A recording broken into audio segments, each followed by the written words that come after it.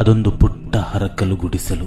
ಅದರಲ್ಲಿ ಮಾನಸಿಕ ಸ್ಥಿರತೆ ಇಲ್ಲದ ಸ್ಟ್ರೋಕ್ ರೋಗಿಯಾಗಿರುವ ತಂದೆ, ವಯಸ್ಸಾದ ಅಜ್ಜಿ, ತಾಯಿಯನ್ನು ಇರಿಸಿ ಅವರ ಜವಾಬ್ದಾರಿ ಹೊತ್ತಿದ್ದ ನಾಗೇಂದ್ರನ ಸ್ಥಿತಿ ಘನಘೋರವಾಗಿದೆ.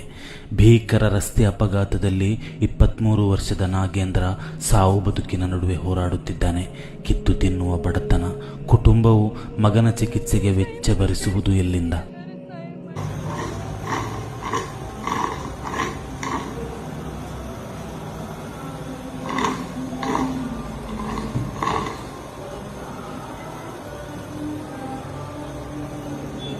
ಫೋನ್ ಮಾಡ್ಬಿಟ್ಟು ನನ್ನ ಹಬ್ಬಕ್ಕಂತ ಕರೆದಿದ್ದ, ಬಾರಿ ಅಕ್ಕ ಹಬ್ಬಕ್ಕೆ ಹಬ್ಬ ಮಾಡೋಣ ಅಂತ ಹೇಳ್ಬಿಟ್ಟು. ಆದರೆ ಮತ್ತೆ ರಿಟರ್ನ್ ಬರೋಷ್ಟರಲ್ಲಿ ಅವನು ಹಾಸ್ಪಿಟ್ಲಲ್ಲಿ ಈ ರೀತಿಯಲ್ಲಿ ಅಡ್ಮಿಟ್ ಆಗಿದ್ದ.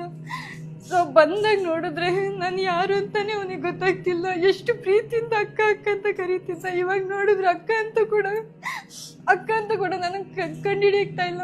ಅವನು ಅಷ್ಟು ಪ್ರೀತಿಯಿಂದ ಮಾತಾಡ್ತಿದ್ರು, ನಾನು ಯಾರು ಅಂತ ಕೂಡ ಗೊತ್ತಾಗ್ತಿಲ್ಲ. ಅಷ್ಟು ಇದರಲ್ಲಿದ್ದಾನೆ.